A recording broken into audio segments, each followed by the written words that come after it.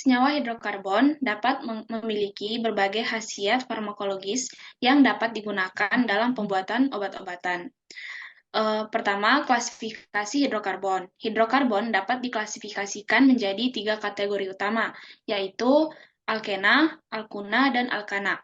Setiap kategori ini memiliki karakteristik struktural yang berbeda yang dapat mempengaruhi sifat dan aktivitas farmakologisnya. Senyawa hidrokarbon dapat mengalami berbagai reaksi kimia, di antaranya seperti adisi, substitusi, dan eliminasi. Reaksi-reaksi ini dapat dimanfaatkan untuk menghasilkan senyawa yang memiliki aktivitas farmakologis tertentu. Beberapa contoh obat-obatan yang berasal dari senyawa hidrokarbon sendiri adalah analgesik, antibiotik, anti kanker, dan antibakteri. Aktivitas farmakologis senyawa hidrokarbon yaitu termasuk antiinflamasi, analgesik, antibakteri, dan banyak lagi. Aktivitas ini sering tergantung pada struktur dan ikatan kimia yang ada dalam senyawa tersebut. Senyawa hidrokarbon ini terbagi atas dua. Yang pertama itu ada hidrokarbon alifatik yang terdiri atas alkana, yaitu senyawa hidrokarbon jenuh dengan ikatan tunggal antara atom karbon. Alkena yaitu senyawa hidrokarbon tak jenuh dengan setidaknya satu ikatan perangkat karbon. Dan alkuna yaitu senyawa hidrokarbon tak jenuh dengan setidaknya satu ikatan perangkat tiga. Yang kedua yaitu ada senyawa hidrokarbon aromatik. Senyawa hidrokarbon yang memiliki setidaknya satu cincin aromatik. Contoh obat yang mengandung senyawa hidrokarbon yaitu aspirin atau asam asetil salisilat. Aspirin memiliki nama kimia asam asetil salisilat yang mengacu pada gugus asetil COCH3 yang terdapat dalam strukturnya. Rumus kimia dari aspirin ini yaitu C9H8O4 yang memiliki kepadatan 1,40 gram per cm kubik dan memiliki titik lebor 135 derajat Celcius serta titik didih 140 derajat Celcius. Aspirin ini disintesis melalui reaksi esterifikasi antara asam salisilat dan asam anhidrat menggunakan katalis asam.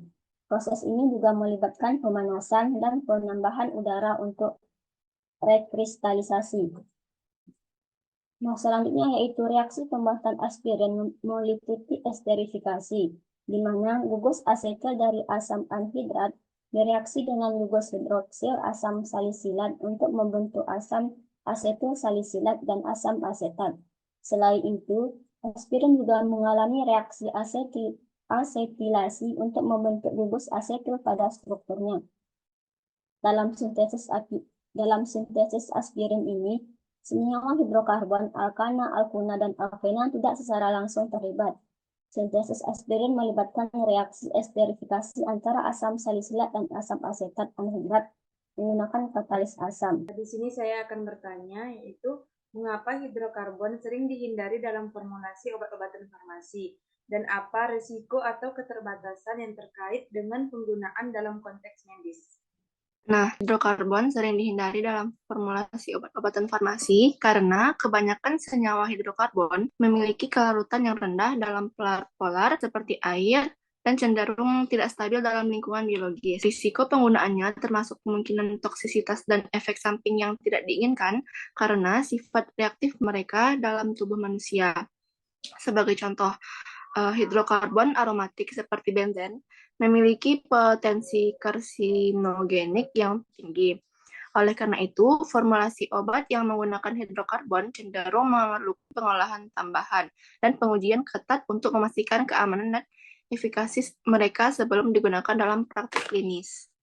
Baiklah, saya memiliki pertanyaan. Mengapa aspirin harus mengalami asetilasi untuk membentuk gugus asetil pada strukturnya?